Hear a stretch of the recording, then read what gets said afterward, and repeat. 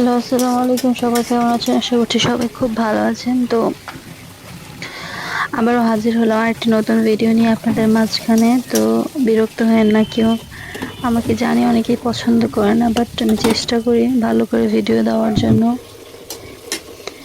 তো এখন রাতের বেলা ভয়েস ওভার দিচ্ছি, আমি ঘুমিয়ে পড়ছিলাম, তারপর আবার উঠেছি ভয়েস ওভার দেওয়ার জন্য, যে আমার ভয়েস ওভার দেওয়াটা হয় নাই, দিতে হবে। তো এই তো আমি আজকে রান্না করছি আলু বেগুন দিয়ে শিলং মাছ রান্না করছি। তো নর্মালি রান্না আমার শাশুড়ি করে, তো আজকে আমি করছি কারণ সে একটু বাহিরে গেছে, যার জন্য আমার রান্না করা। তো বেশিরভাগ আমার শাশুড়ি রান্না করে।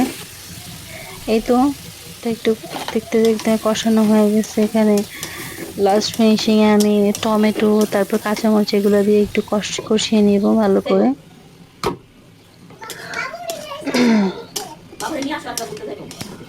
জানি না কেন সবাই আমার প্রতি বিরক্ত হন, আমাকে কেউ দেখে না, ফেসবুক থেকে কেউ ফলো করে না, ফলো করলে আবার আনফলো করে দেয়, তারপর আবার ইউটিউব থেকে কেউ সাবস্ক্রাইব করে না, ভিডিওটা ভালো করে দেখে না। কেন জানি না, কি যে ভুল করি আমি আমি বুঝতেই পারি না। তো এই তো আমার ভিডিওর তরকারিটা হয়ে গেছে। অনেক কথা বলতে পারি না, যার জন্য আমার সমস্যা হয়।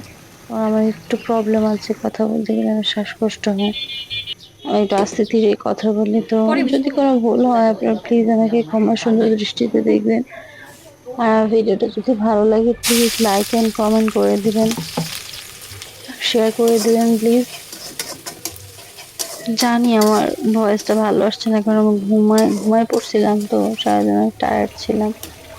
ঘুম থেকে উঠে আবার ভাবলাম যে ভয়েস ওভারটা দিতে হবে। তো ওই তো কথা বলতে বলতে আমার পেঁয়াজটাও ভাজা হয়ে আসছে। এখন এতে আদা রসুন দিয়ে ভাজা করে নেব, হলুদ মরিচ সামান্য কিছুটা লবণ দিয়ে এটাকে ভালো করে কষিয়ে নেবে।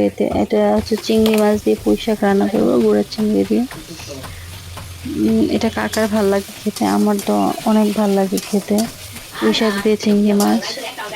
শিলং মাছটা আমি তেমন একটা খাই না, মোটামুটি খাই। তো নর্মালি খাওয়া হয় না আমার। তো আজকে একটু খেয়েছিলাম, খারাপ না, মোটামুটি ভালো লাগছে। তো আর এটা বেস্ট লাগছে, চিংড়ি মাছ দিয়ে পুঁই শাক, এটা আমার কাছে খুবই মজা লাগছে। এই তো আমার রান্নাটা হয়ে সেটাকে কষানো হচ্ছে। এই তো কালারটা দেখছি, কালারটা অনেক সুন্দর আসছে। তো তরকারিটা আমার হয়ে গেছে। এখন ধনিয়া পাতা দিয়ে একটু হালকা জিরা গুঁড়া দিয়ে, সামান্য একটু জিরা গুঁড়া দিয়ে এটাকে নামিয়ে ফেলবো। হয়ে গেছে এটা আমার।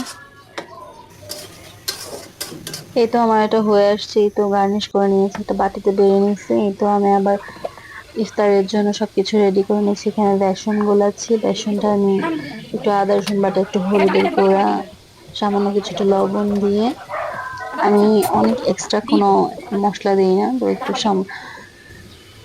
হলুদের গুঁড়া দিয়ে, এই যে বেকিং সোডাটাও দিয়েছি, এটা মানে দেখাতে ভুলে গেছে। তো এটাকে গুলিয়ে নিলাম, ভালো করে গোলানো হয়ে গেছে আমার। এতে বেগুনিটাও আমি কেটে রেখেছি। এখন আলুর চপটা বানিয়ে নিব। এগুলো সব আমি আগে থেকে রেডি করে রাখি, জাস্ট ইফতারের সময় আমি ভাজতে যেন কোনো সমস্যা না হয়, আগে থেকে আমি সবকিছু রেডি করে রাখি। ভাজার সময় জাস্ট ভাজাভুজি করি, আর কাটাকুটি যদি ফল ফ্রুটস কাটা থাকে সেটা করি। তো এখানে আমি কাঁচা মরিচ, তারপরে শুকনো মরিচ, এই যে শুকনো মরিচটা চাইলে গুঁড়ো করে রেখে দিয়েছিলাম ওটা, আর ধনে পাতা কাঁচামরিচ এগুলা দিয়ে মিক্স করে নিয়েছি। এই চপটা অনেক টেস্ট হয় খেতে, আপনারা প্লিজ বাড়িতে ট্রাই করবেন একবার।